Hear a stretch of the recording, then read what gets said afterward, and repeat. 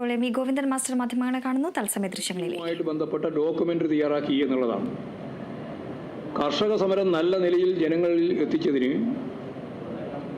നമുക്കറിയുന്നത് പോലെ പ്രബീർ പുഗാസയെ ജയിലിലടച്ച കാര്യവും നമ്മൾ കണ്ടിട്ടുള്ളതാണ്. ന്യൂസ് ക്ലിക്കിനെതിരായ നിയമ നടപടികൾ സ്വീകരിച്ചിട്ടുള്ളതിൻ്റെയും കാര്യം നമുക്കറിയാം. കോവിഡ് കാലത്ത് ഗംഗയിൽ ശവശരീരങ്ങൾ ഒഴുകി നടക്കുന്നു എന്ന വാർത്ത പ്രസിദ്ധീകരിച്ചതിനാണ് ദൈനിക് സമാചാറിനെതിരെ കേന്ദ്ര ഏജൻസികളെ കൊണ്ട് നടപടി സ്വീകരിപ്പിച്ചിട്ടുള്ളത്. ഇത്തരം പ്രവണതകൾ മുമ്പേ തുടങ്ങിയിട്ടുണ്ട്.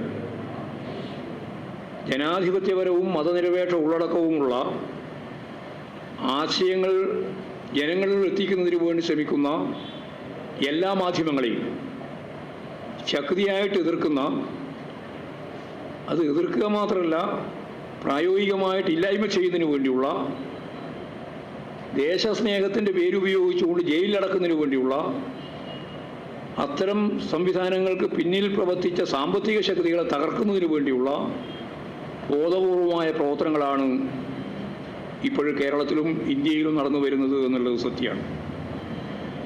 അപ്പോൾ അത്തരത്തിൽ സാംസ്കാരിക ജനാധിപത്യ മേഖലയിലുള്ള ഫാസിസ്റ്റ് പ്രവണതക്കെതിരെ കക്ഷി രാഷ്ട്രീയത്തിനതീതമായിട്ട് കേരളത്തിൽ രൂപപ്പെട്ടു വരുന്ന ഒരു പ്രതിരോധം ഫലപ്രദമായിട്ട് കൈകാര്യം ചെയ്യാൻ സാധിക്കണം എന്ന് തന്നെയാണ് ഞങ്ങളുടെ അഭിപ്രായം. അങ്ങനെ രൂപപ്പെട്ടു വരുന്ന സാംസ്കാരിക കൂട്ടായ്മക്ക് പൂർണ്ണമായ പിന്തുണ നൽകണമെന്ന് CPIM പ്രഖ്യാപിക്കുകയാണ്.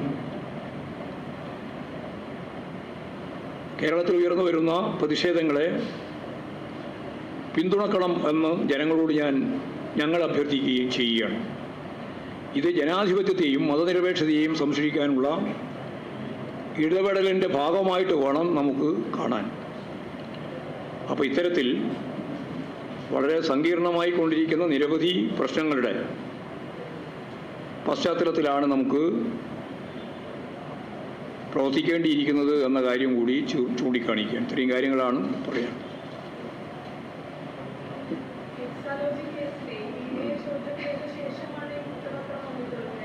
എങ്ങനെ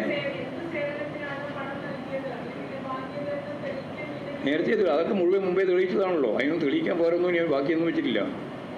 അതല്ല അവർ തമ്മിലുള്ള പ്രശ്നം. അവർ തമ്മിൽ അതിൽ പ്രശ്നമില്ലല്ലോ. ഒന്നും കണ്ടെങ്കിലല്ലേ തെളിയിക്കേണ്ട കാര്യമെല്ലാം പുറപ്പെടേണ്ട വരുള്ളൂ. രണ്ട് കമ്പനികൾ തമ്മിലുള്ള സേവനം കരാറിനെ അടിസ്ഥാനപ്പെടുത്തിയിട്ടാണ് കാര്യങ്ങൾ കൈകാര്യം ചെയ്തത്.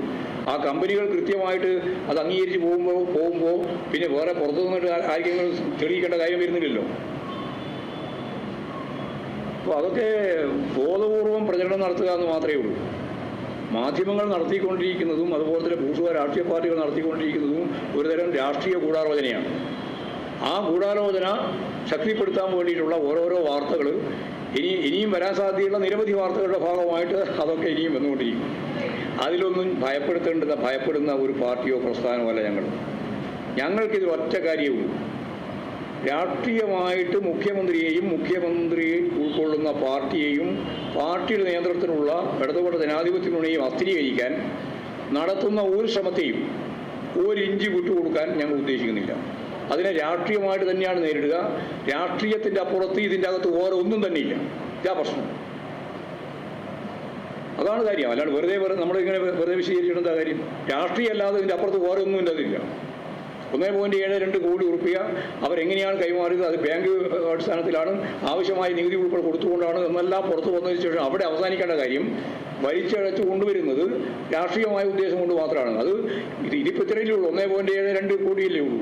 നേരത്തെ അത് കോടിക്കണക്കിന്, അത്രയും 1000 കണക്കിന് കോടിയായിരുന്നല്ലോ പറഞ്ഞുകൊണ്ടിരുന്നത്. ചെമ്പിൽ സ്വർണം കടത്തിയതും അതുപോലെ തന്നെ കള്ളക്കടത്തിൻ്റെ ഭാഗമായിട്ട് വന്ന സ്വർണ്ണ കള്ളക്കടത്ത് ഉൾപ്പെടെ എല്ലാം എവിടെ ആവിയായി പോയല്ലോ.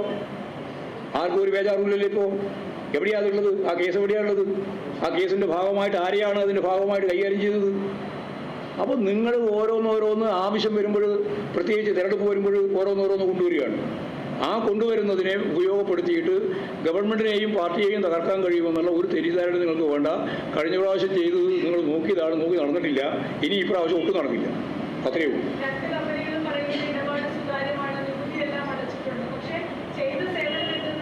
അത് അവർ തമ്മിൽ തീർക്കേണ്ട പ്രശ്നമാണ്.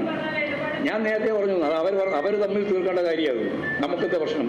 അവർ എന്ത് സേവന കൊടുത്തിട്ടുള്ളതെന്നും എന്ത് സേവന കിട്ടിയിട്ടുള്ളതും അവരല്ലേ പറയേണ്ടത്. ഞങ്ങൾ ഇടപെടേണ്ട കാര്യമില്ല. ഞങ്ങൾ പാർട്ടിക്ക് അതിൽ ഇടപെടേണ്ട കാര്യമില്ല. അതിലൊന്നും ഞങ്ങൾ കക്ഷിയല്ലല്ലോ.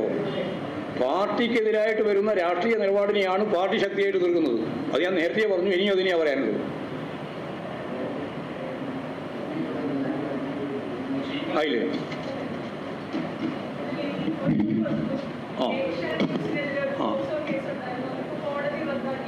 അത് അവസാനത്തെ മാധ്യമങ്ങളെ കാണുകയായിരുന്ന വിവിധ വിഷയങ്ങളിൽ വി ഗോവിന്ദൻ മാസ്റ്റർ മാധ്യമങ്ങൾക്ക് മുൻപിൽ മറുപടി പറയുകയായിരുന്നു.